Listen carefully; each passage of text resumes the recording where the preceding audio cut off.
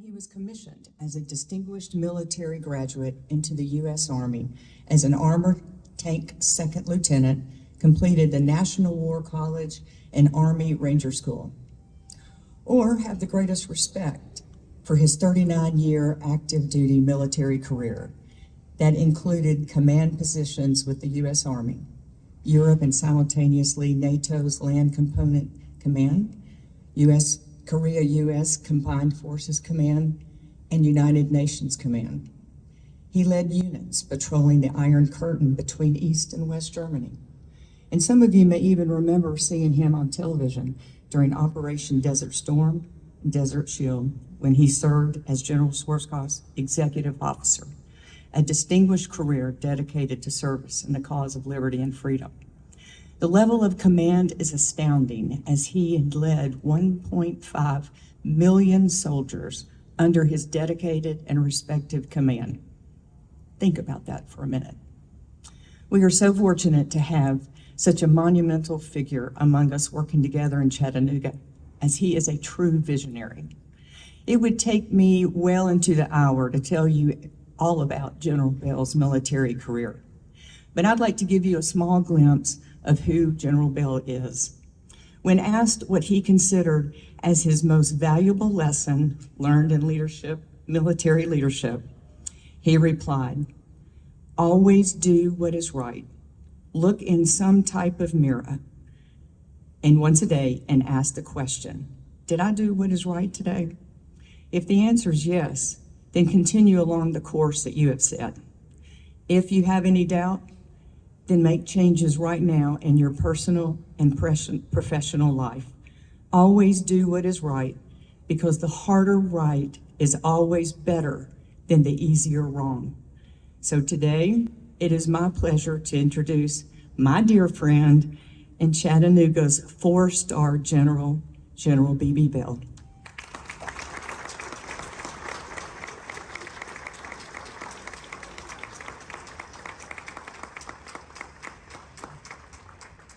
I'm really uncomfortable behind this mic.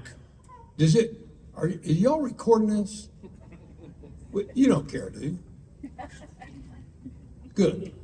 Renee, thank you and your organization for forcing us to refocus on what matters on this planet, and the big things that mark our history as Americans.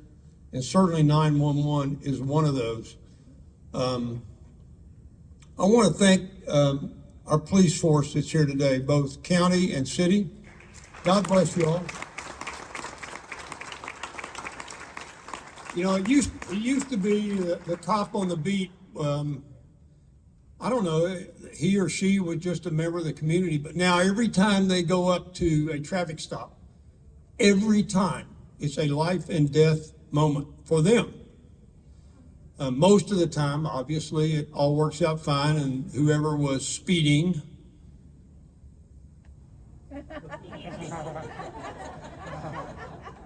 pays their ticket, and Tori adjudicates them as guilty, and we go on with our lives. But every now and then, somebody pulls out a 9mm and kills that cop for no reason. These are brave men and women. I love them.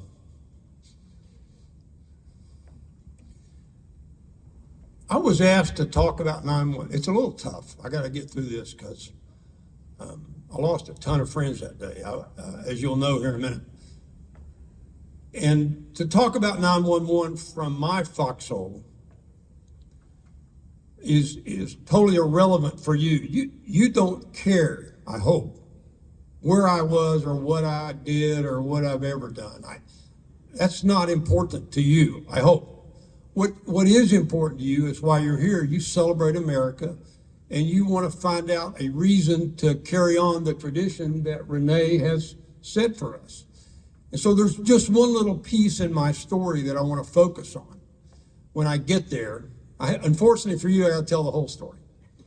But when I get there, that might be the core of the message for you that could be something that down the road you might remember, and thus remember the beauty of our country and the sacrifice of all of its heroes, including everyday citizens who were just going to work that day.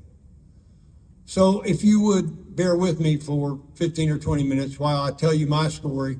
Again, my story is not important. I'm very much alive today. I was not killed in 911. I wasn't injured. I wasn't burned. I wasn't taken prisoner. So I feel uncomfortable suggesting that you should listen to my story. But I'll ask you to do it anyway, and it'll give me that one moment when I'll talk to you about Tim.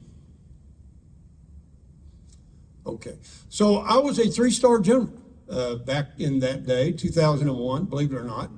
And the Army saw fit, and so did the president, because to be a 3-star, the president gets all involved and whatever.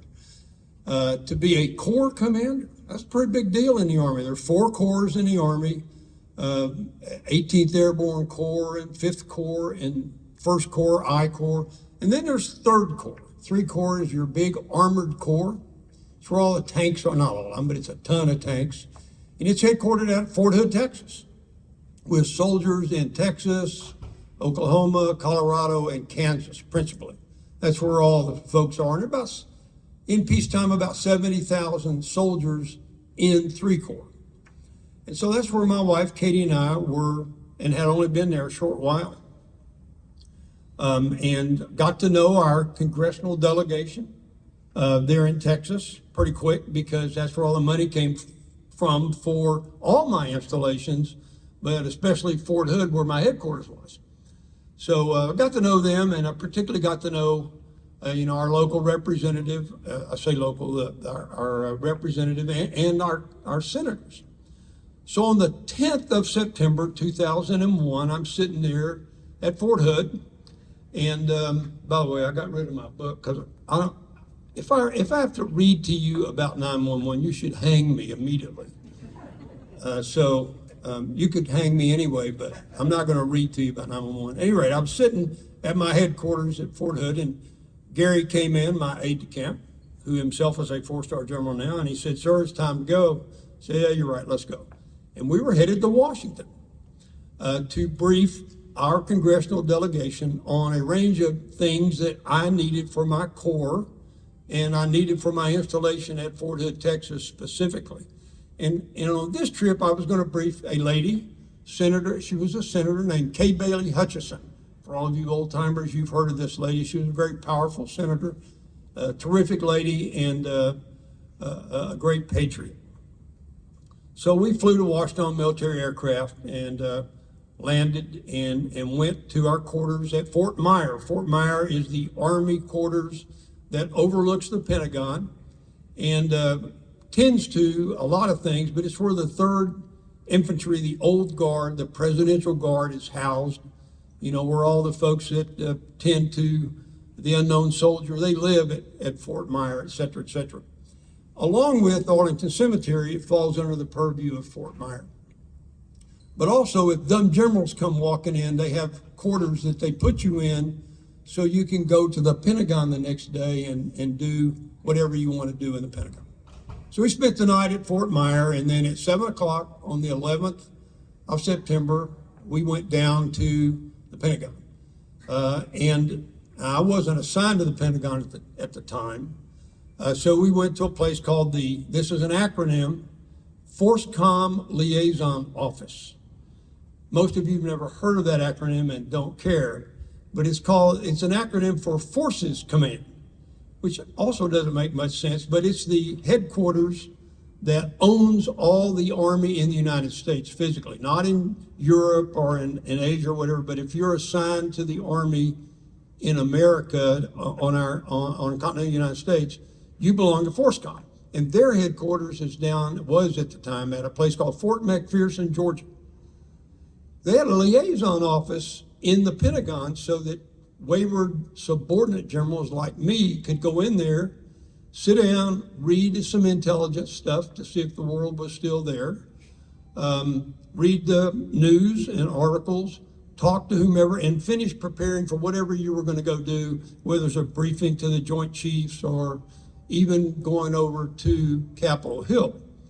So with Gary there and my enlisted aide, I went to the liaison office, which was located on the C ring of the western face of the Pentagon. And all that area housed what we call the Army in those days, DESPER, Deputy Chief of Staff for Personnel, and in this case, his people. They're all the folks that run the people in the Army. So if you get assigned somewhere, there's some dude sitting there that is responsible for assigning you, okay? And a good friend of mine, Tim Maud, was the G1, the DESPER, and so I went by to see Tim and then went back to the liaison office and blah, blah, blah, and ran around and read some intel stuff and got ready. And then Gary said, "Sir, we got to go to Capitol Hill because we got a meeting." I said, I know, let's go. So Gary had a car arranged, and at about 8 o'clock that morning, I jumped in the car. All is well, Bluebird Day, just like today in Chattanooga. It's a beautiful day. Jumped in the car, September, it's just perfect. And we went across 14th Street Bridge up to Capitol Hill. And sure enough, I deposited myself in yet again another liaison office. I don't have an office that didn't have one in the Capitol for sure. But there was an Army Legislative Liaison office on Capitol Hill, where anybody who wanted to go talk to a congressman or woman or a senator, you had to go to the Office of Congressional Liaison first. And you could sit down there and read some more intel. You could watch, in those days, CNN. Personally, I don't watch CNN anymore. That's another issue. But you could watch CNN. I'm sorry. I'm not going to become political today. I kind of don't promise, or do promise. I would watch that and see what the latest news was. It was all standard stuff. It was nothing, okay? And I sat there for about an hour, and right around 9 o'clock, Gary, God bless him, said, "Sir, it's time to go to Senator Hutchison's office," which the appointment with her was at 9:15, and this was 9 o'clock.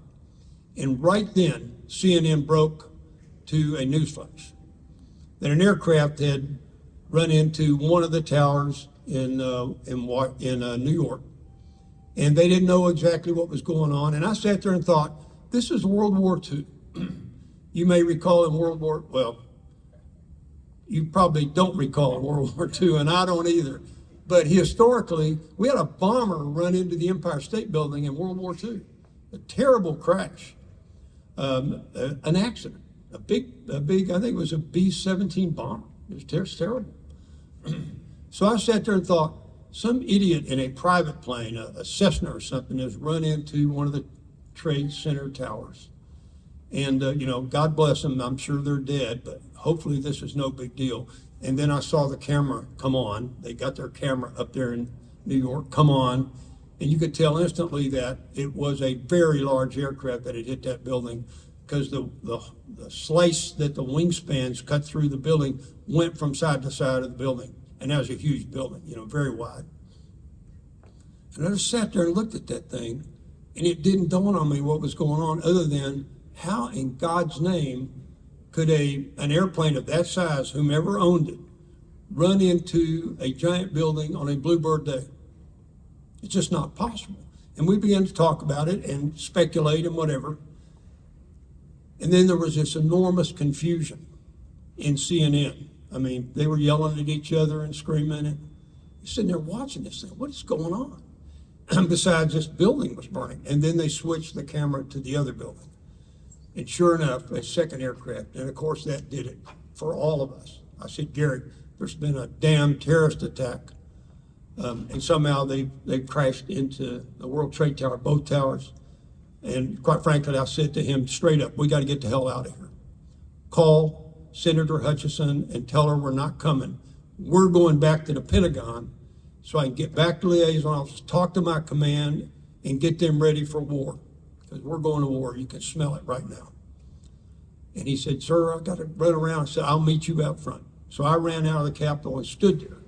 And about, 5 minutes later, Gary showed up and said, "Sir, the car's on the way."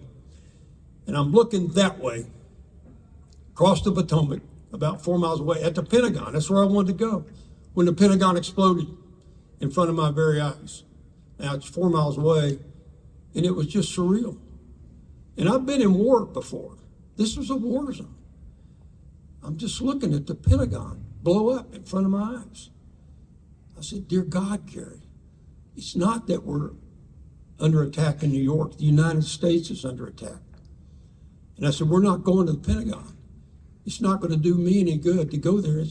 It's on fire. The whole thing is ablaze. I got to get to Fort Hood. He said, yes, sir, I understand. I said, well, how in God's name are we going to get to Fort Hood? I didn't have an airplane. I didn't have anything.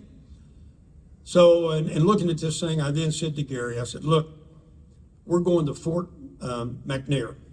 Now, McNair is on this side of the Potomac, and it's about 2 miles away from Capitol Hill, maybe 2 miles. And it's where the National War College is located. I had attended it, and I knew McNair like the back of my hand. Yeah, I knew McNair.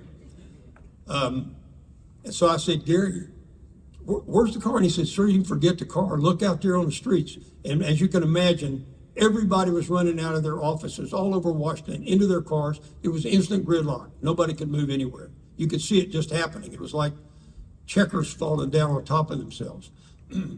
I said, forget it. Let's go. And we took off running in my very first, green uniform, looking very good. And we just took off on a dead run. Said, follow me. Do as I do. That's a good infantry tactic. Follow me and do as I do. And I ran to Fort McNair as fast as I could.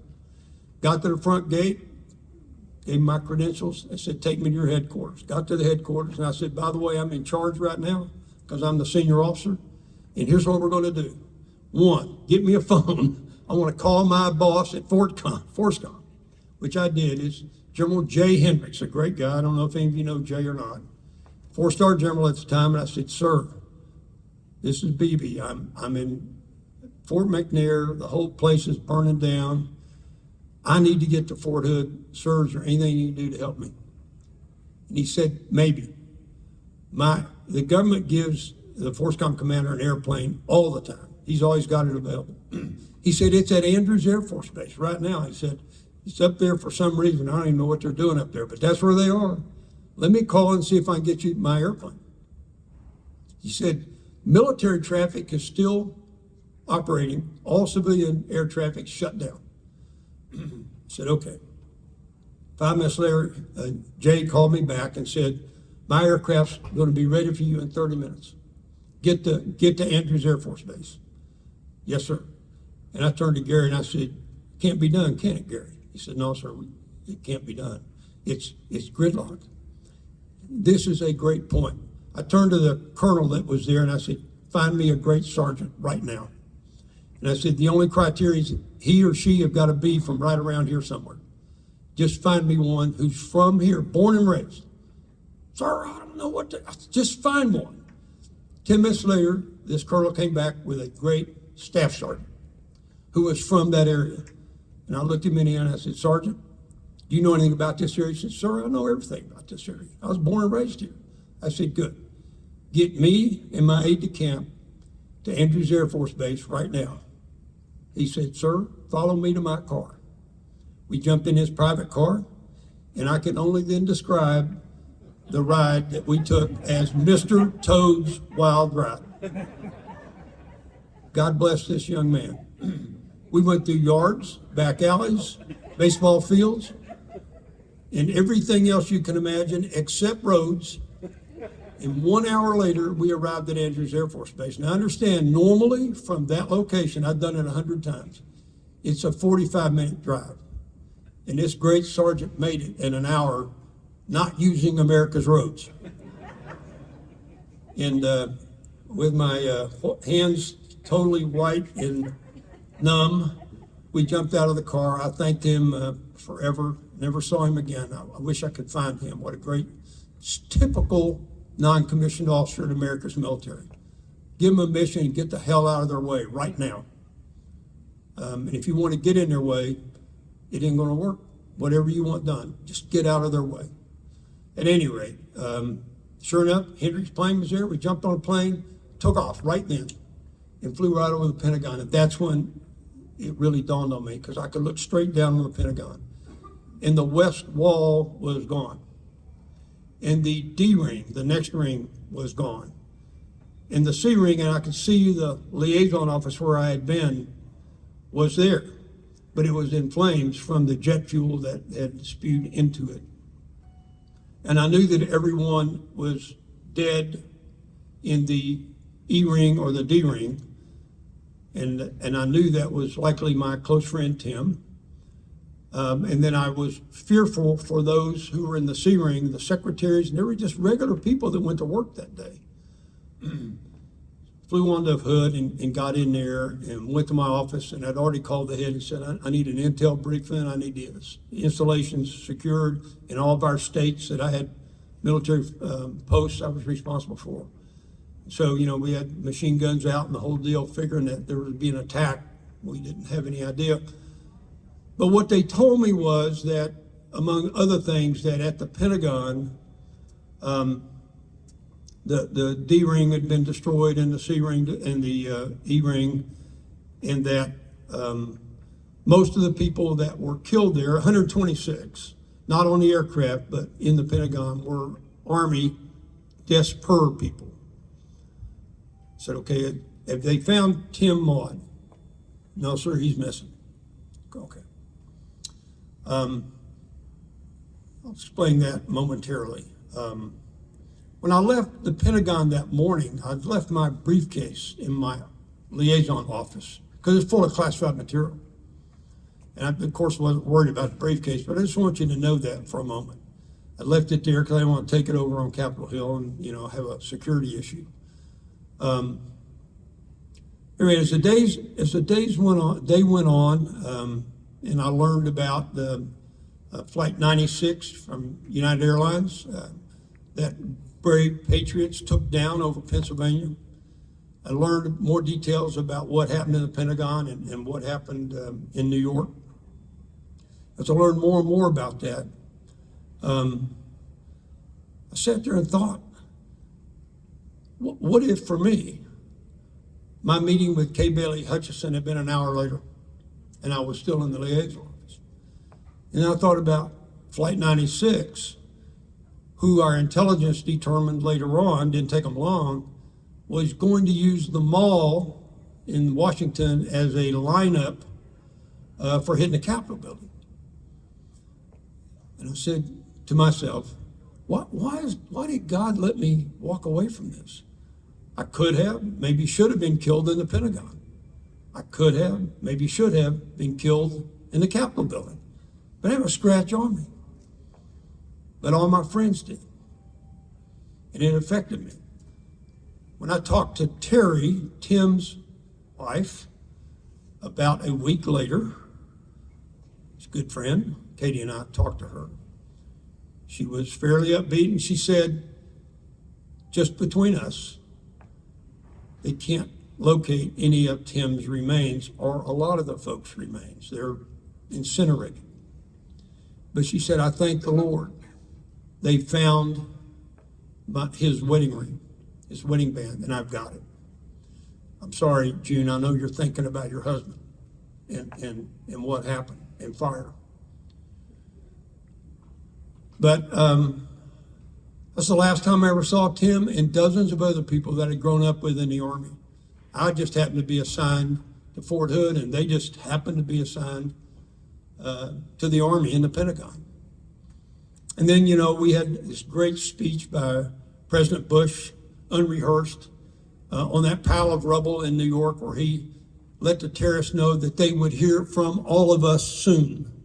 And they did. And some years later, Osama bin Laden was killed by SEAL Team 6 at his compound in Abbottabad, Pakistan. And many other terrorists were killed, and they are still being killed today. We'll get to the end of America's experiment if indeed brave souls like we have in our military and brave Americans like you all stick by our Constitution, stick by our way of life, which is based on our value system, which comes from our Judeo-Christian, ancient Judeo-Christian values as espoused for us, mostly in the Old Testament. And no matter what religion or what creed you are loyal to, those things in Judeo-Christian history, ancient history, are good concepts to follow. They talk about things like, thou shalt not murder, which had happened to almost 3,000 innocent Americans that day. Thou shalt not kill. All the rules for justice, Tori, come from that old book and have been ensconced into civil codes for great leaders, councilmen, women, judges, to adjudicate. But it's God's will that comes to us through those ancient documents that we've put out in civil code. And it's fine, you know, if someone is not a Christian or is not a Jew or a Muslim or whatever, they certainly don't have to be. But in our nation, the United States of America, and in using our Constitution, and in employing its principles, and its 10 amendments, you've got to go back to our Judeo-Christian culture and our values, all those religions, because it's there where we'll find our future. It is there where we will stand and deliver against future terrorists who seek to end our way of life. It's in those where we will find who we should elect to lead us. It's there where our future will be told or it will end. You being here today tell me that my 39 years of service was not only not in vain, it was important to America. And Private Jones' service is just as important. And your service is also just as important. As you leave here today, I would pray to God that you will take with you the memory of those who died during 9/11, instantly in most cases, probably slowly and tragically in some others, but at the hands of people who do not subscribe to your value set. We must fight this with our emotions. We must fight this with our being. We must fight this at the ballot box, and we must fight it on the battlefield when necessary. Then and only then can we look back on our kids and forward to our grandkids and say, I did what was right today. And I want you to do what's right tomorrow. Thank you.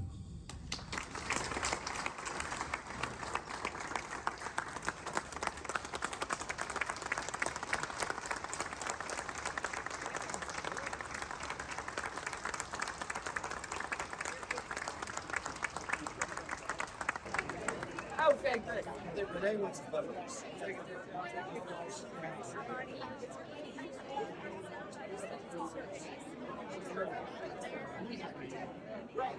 All right, very good. Fine, 0-1. Yeah. Are you judge? Hey, Judge. How you doing, Ben? How you doing? All right, man. All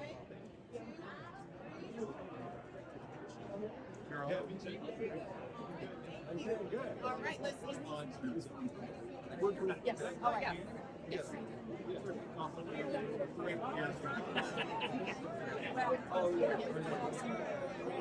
That was amazing.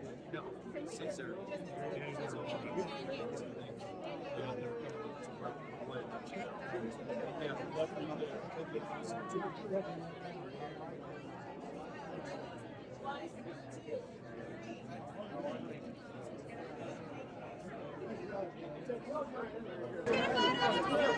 Very good.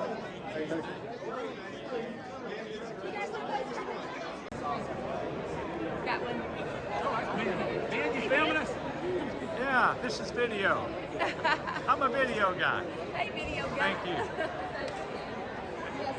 you.